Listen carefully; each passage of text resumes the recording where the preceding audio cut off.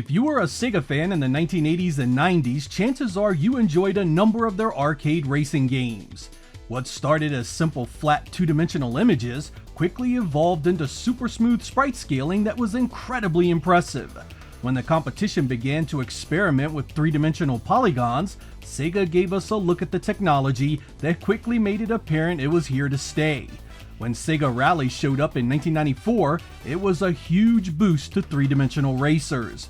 The suspension physics made it feel so real, and the different surface types affected your traction, adding an element to the gameplay you typically did not see in arcade releases.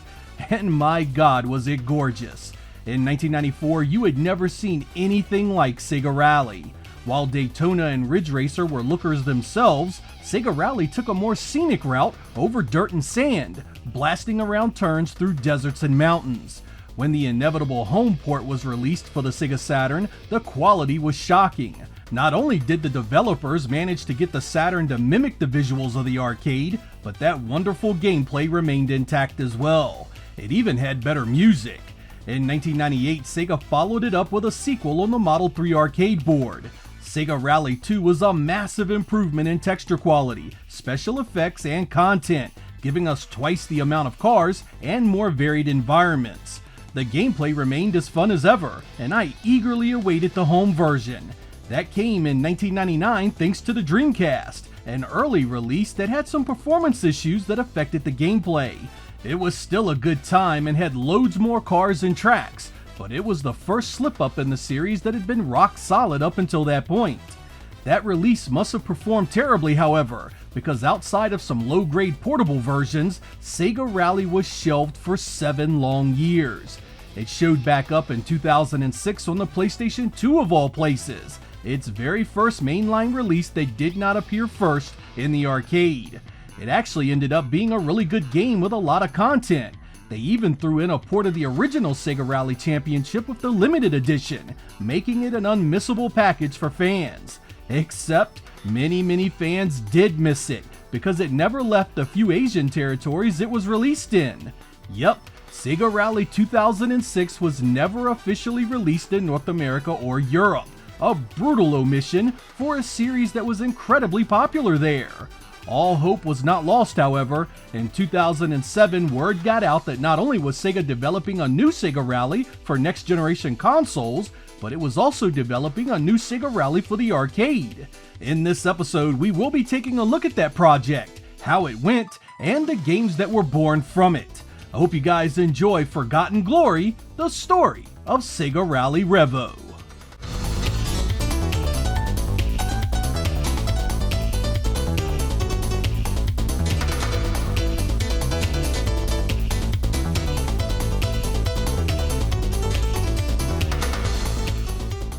To understand the story of this game, we must first look at the developer responsible for it. In 2005, Sega began to put together a new studio in the UK whose sole purpose was to develop racing games. Not only that, but these games were meant to pull inspiration from Sega's past, bridging the greatness we experienced in the 1980s and 90s with modern technology. That team was made up of many industry veterans, including those that had worked with Codemasters and had been a part of the Colin McRae games. The die was cast and Sega Racing Studio was born. Their first project was none other than Sega Rally, an update that would see release on the Xbox 360, PlayStation 3, and PC worldwide. Development was huge, spanning 2 years and employing over 60 people. The end product would release in September 2007 as Sega Rally Revo. It featured a ton of licensed cars, 18 total in championship mode, and another 16 you could use in single races. The more races you take part in, the more cars you open up. There are 4-wheel drive options, 2-wheel drive supercars, and a master class, or classic cars from Sega Rally 1 and 2. Car settings can be adjusted to either off-road or asphalt, and you'll need to choose wisely. Sega Rally Revo puts a lot of emphasis on the surfaces you race on. Not only do you race on blacktop, snow, mud, dirt, and gravel, but you also need to contend with what the game calls geodeformation. This means the track conditions deteriorate over each lap. As the competition rages on, cars will cut grooves in the track that cause you to have a tougher time holding on to the same lines each turn. A huge groove in the wrong place can send you careening into the wall at the worst time. There are 5 stages or environments, each one with 3 different tracks. These tracks are broken up into leagues where you race for points. Those points then open up more leagues to challenge. There is also one more hidden track you can unlock, a throwback to Lakeside in the original Sega Rally. Graphically, Sega Rally Revo was drop-dead gorgeous. The models, the track deformation, and the small details make this sucker stand out as one of the prettiest racers you'll find that generation. Even now in 2023, some 16 years later, it's still a beauty. The fully featured replay mode allows you to see it as if it were a television broadcast.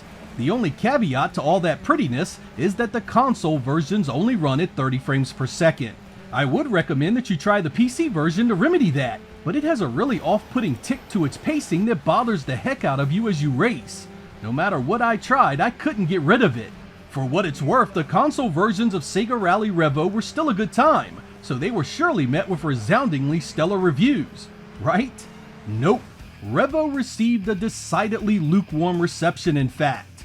Many felt it was just more of the simple arcade racing Sega had been peddling for years, and lacked the realism that had been a staple of the newer Rally releases. Some even went so far as to say Sega should be ashamed of themselves for asking full price for it. In truth, though I enjoyed the arcade approach here, the harsh opinions were not completely unfounded. Sega Rally Revo lacked the realism of many of its contemporaries. You couldn't really do any meaningful tuning to the cars. There was no damage modeling. The rules of real rally racing were nowhere to be found.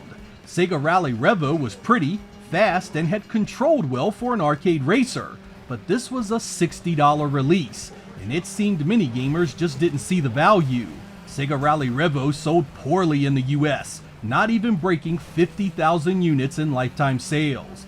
It sold better in European regions, but still failed to meet Sega's lofty expectations. As 2007 came to a close, Revo's sales plummeted, and the fate of the studio was immediately thrown into question. Medium left, maybe. Easy right. Medium right. On medium left.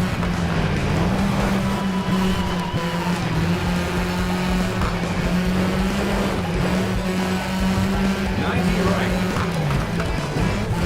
Medium left, maybe.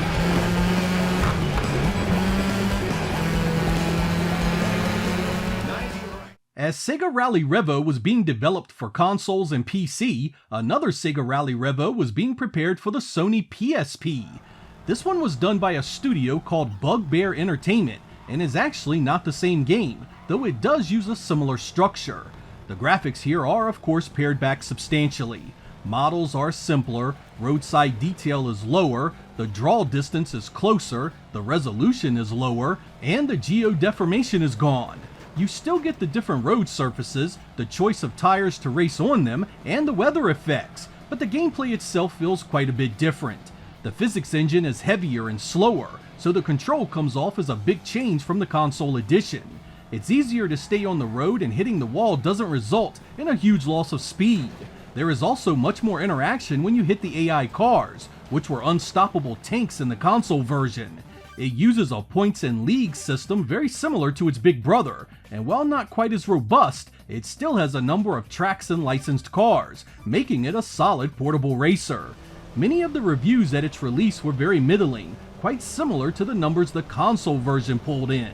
The biggest complaint centered on the long load times and the lack of difficulty, but for a racer on the go, I found it quite satisfying. But Sega wasn't quite done with this franchise, and we'd see another one soon enough.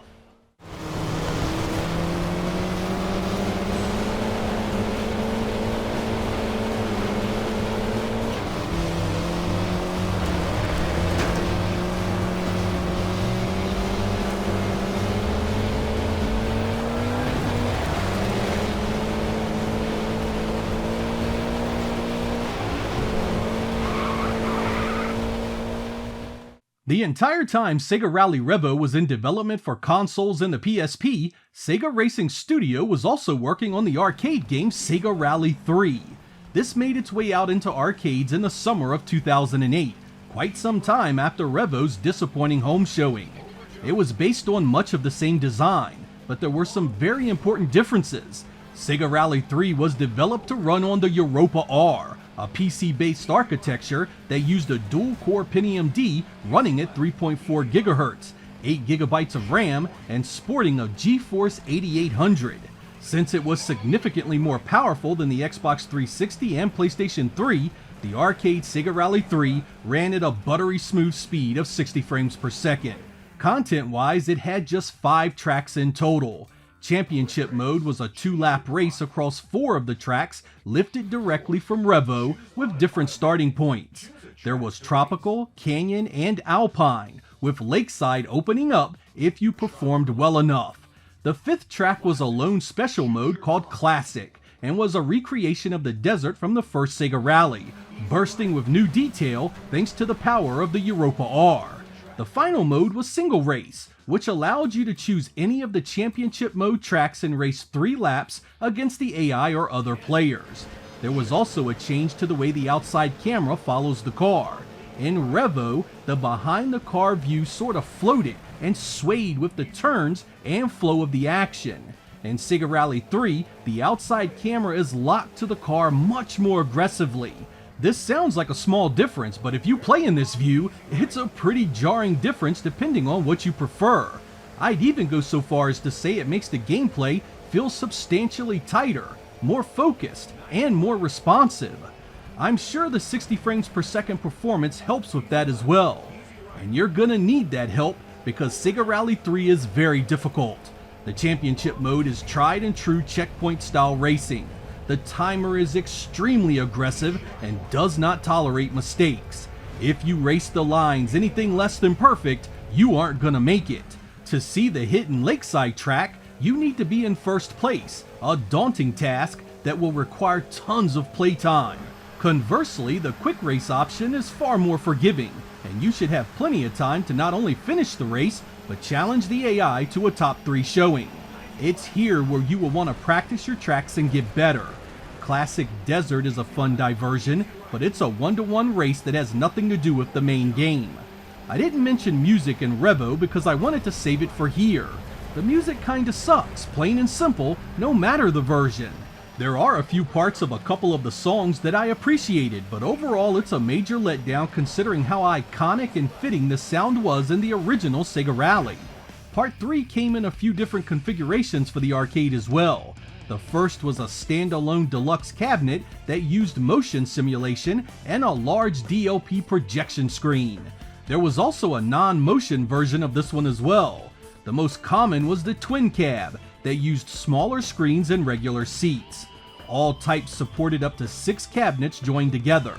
Sadly, as this was being finished up and ready for release, Sega closed the developer. Sega Racing Studio and its assets were sold to Codemasters, and the bright future of Sega racing games was no more. After developing just 2 games across 3 years, Sega released a statement saying, and I quote, "The Sega Racing Studio's 5-year plan would not result in a successful return for the Sega business moving forward." And that was it. Just like that, Sega Racing Studio was gone. Final lap. Easy right. Easy left. Easy right. Over jump. Easy right. Long medium right. Checkpoint. Easy right. Over jump. Easy left. Easy left. Easy right. Very long, easy right. Maybe.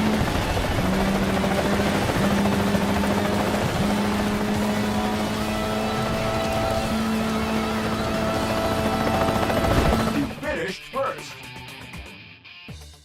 Once again, Sega Rally entered a period of hibernation. After the closure of Sega Racing Studio in 2008, 3 years would go by before we heard the name again. This time it was a digital-only release for the Xbox 360 and PlayStation 3 called Sega Rally Online Arcade, developed by Sumo Digital. This was mostly patterned after Sega Rally 3, including some extra cars from Revo. It featured a 6-player online mode you could race in and was available for a mere $10. While many assume this was just Sega Rally 3, it's really important to note that it is still running on the engine of Revo, so it's still 30 frames per second. This will not be a big deal to some of you, but to others that appreciate the improved timing, this does make a big difference. Luckily, everything else is still gorgeous. The car models, the textures, the draw distance, it was still a beautiful game even though 4 years had passed since Revo first showed up. It also included a time attack feature and ghost car data you didn't get in the arcade, so it really is a mashup of Revo and 3 in one arcade package. Unfortunately, it didn't last long, and Sega pulled it down from Xbox Live and PlayStation Network barely over a year later. Many assume it was because of expiring car licenses, but no official word was ever given. It was a short-lived but great racer if you grabbed it while it was available. 3, 2, 1, go! Medium left.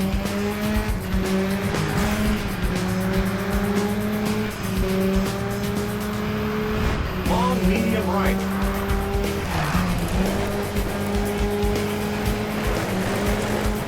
Easy left. Medium left.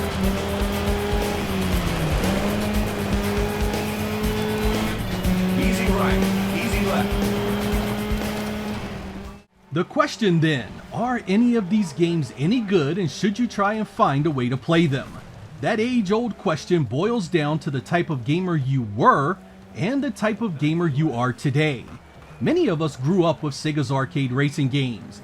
That brand of speed before realism was a thrill ride of tight corners, bold set pieces, and unforgettable soundtracks. It's easy to forget, but Sega dominated that realm for 20 years. There's even an argument that they still dominate it to this very day. But console racing games have come a long ways, not just in the technology that drives them, but in the massive amount of content contained within. Along with more realistic physics, road and weather conditions, and a metric ton of tuning and customization options, many racing games today can be as deep as an adventure or RPG release. The days of simplicity and a full retail release have long been over, and this is perhaps the biggest failing of Sega Rally Revo. While it has more tracks than most of the arcade-style games that came before it, there is still a simplicity here that undermines its appeal to modern audiences. Those coming from games like Dirt Rally, Forza, Gran Turismo, Grid, and even some of the Need for Speed titles will lament the missing upgrades, tuning, and customization options. Sega Rally Revo also would have benefited from many more of the options that define modern rally racing. These are numerous and depend on the situation and the organization involved, but it could have lent this new Sega Rally some much needed authenticity and variety. I love how Sega Rally Revo stayed so unapologetically close to its roots, however. For an old arcade fan like myself, I was able to enjoy this immensely, but I must confess that I much preferred Sega Rally 3. First, 60 frames per second makes a hell of a difference in a racing game to me. That smoothness affects everything, from the motion of the road to how your car feels going around turns. I also found myself attracted to the classic mode of Sega Rally 3. That desert course throwback was brilliant, and you even got access to the Celica and Delta of the original game. That made Sega Rally Online Arcade a bittersweet release. Though it was Sega Rally 3 in most aspects, the 30 frames per second performance made it come up just shy of the original arcade release. Don't let that preference scare you away, however. I think many of you that don't have the same hangups there will adore this, and I highly recommend it to any who loved the first two entries in the series.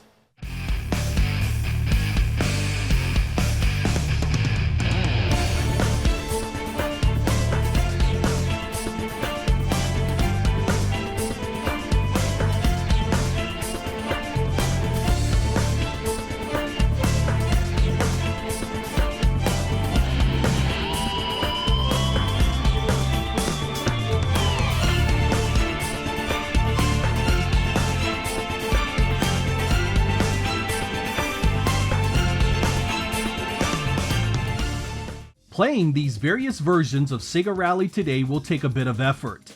Sega Rally Revo for the Xbox 360 and PlayStation 3 are the easiest. All you need is the physical game and either of those consoles. Sega Rally Revo there is also very cheap, often no more than 10 or 15 bucks. Sega Rally 3 of course requires you to locate an arcade that still has it if you want the original coin-op experience. Barring that, there is a program called Teknoparrot that allows you to play PC-based arcade games in a modern Windows environment. It isn't overly tough to use, but make sure you are getting games that aren't full of malware and viruses. Sega Rally Online Arcade presents a much bigger problem playing today. If you picked it up back at its original availability, you are good to go, but if not, it being delisted from most regions means you'll need a modded console, or one with a custom firmware. Yep, you're gonna have to pirate this sucker. The final piece of this Sega Rally puzzle comes with the PSP version of Revo. Like the console edition, you have the original physical UMD disc to collect if so desired, and as you probably have guessed, it's fairly affordable at around $20 or $30.